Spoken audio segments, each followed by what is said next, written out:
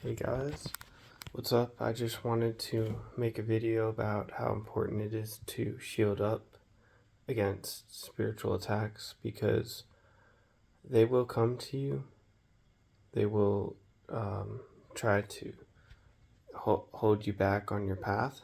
So you have to be ready to defend yourself with awareness, really. That's what it comes up to.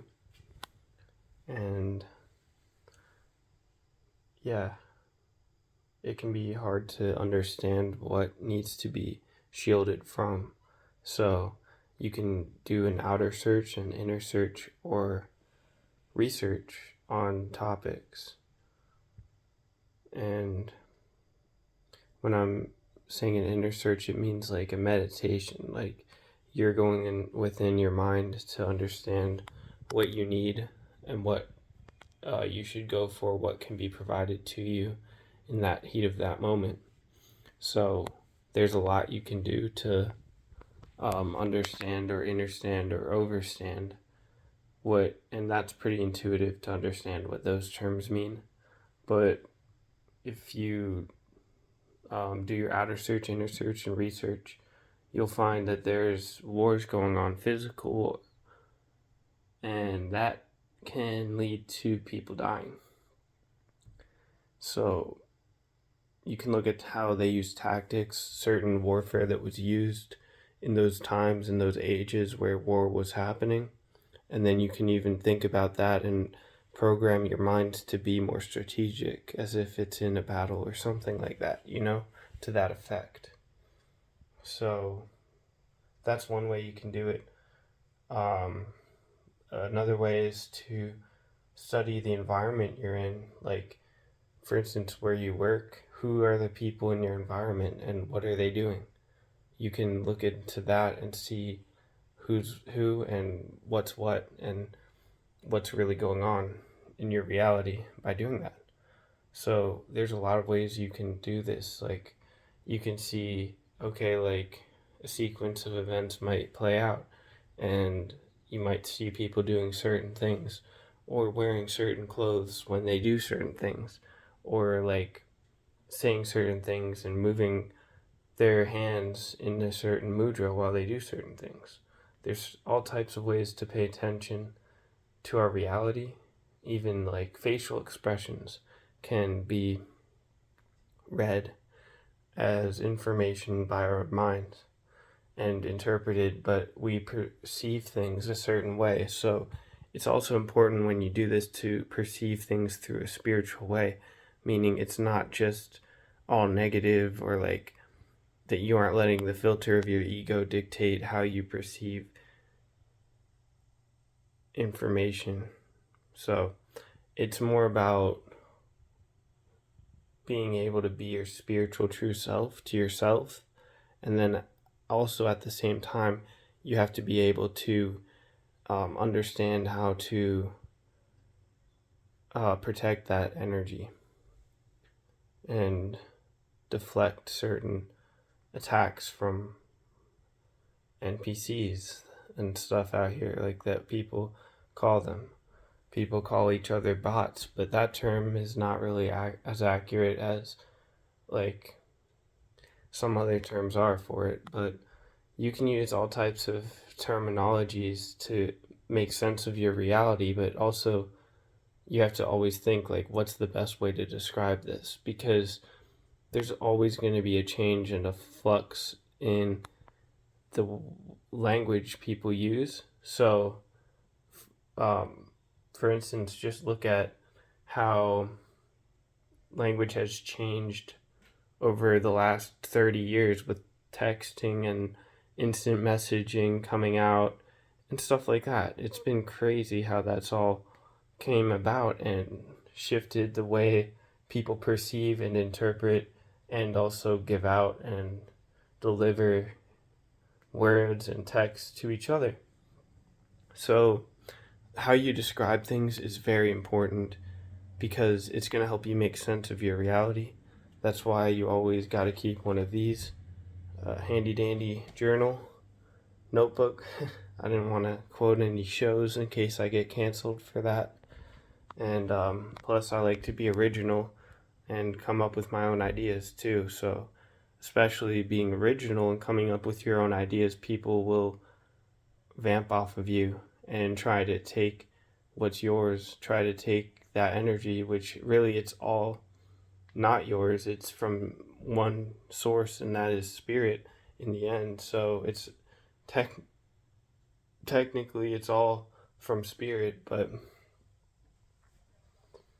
that's something that I understand, and therefore I give credit to spirit too when I'm remembering to do that and recalling my past and where I truly come from and stuff.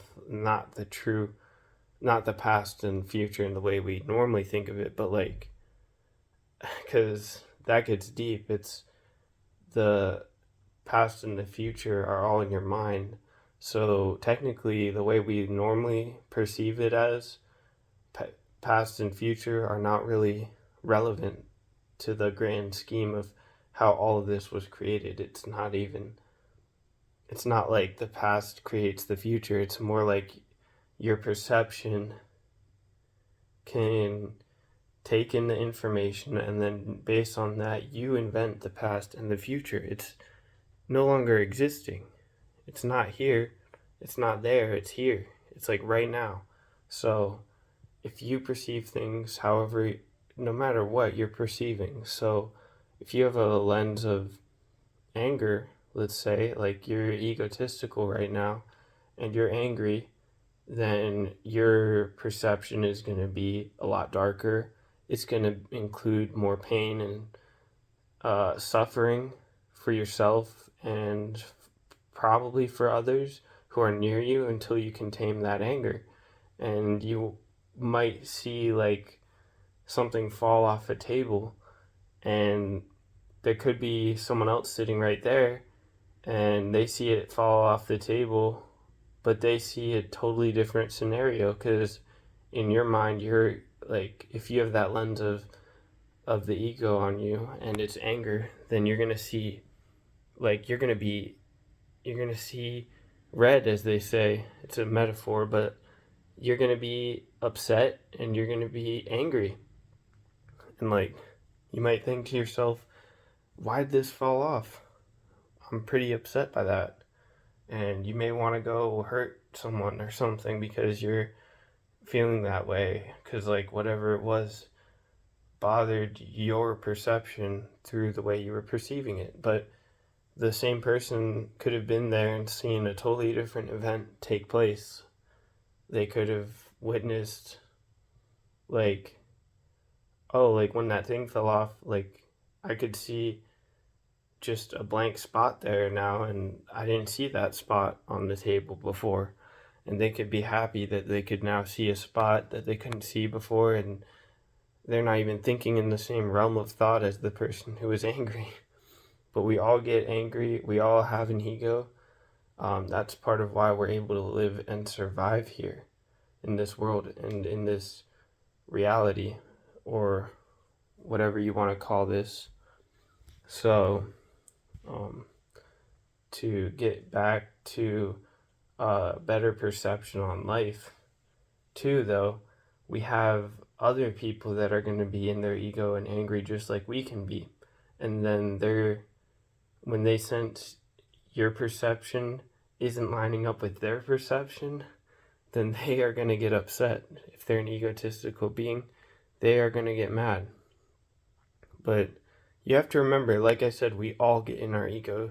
At times, it's not something that's avoidable until you've reached a certain point on your spiritual journey where you're not letting your ego dictate your life anymore, and you're able to overcome that. So, I mean, don't think for a second that like you don't have to overcome your own ego too, but also keep in mind that you have to protect your spirit and maybe use your mind to do so a little bit, because it's going to be that other people are going to want you to see from an angry or jealous or greedy perspective, like the 7 deadly sins we've all heard of. That can be a part of how we misinterpret this world and this reality and what's taking place on it. So we have to remember that and really just protect your spirit so that you're not getting attacked by people and it's ruining your spirituality for you in that moment and taking you out of the moment from when you could be learning a lot about life and how this spiritual realm takes place within you, from your perception being more cleansed and less of the ego being involved in it.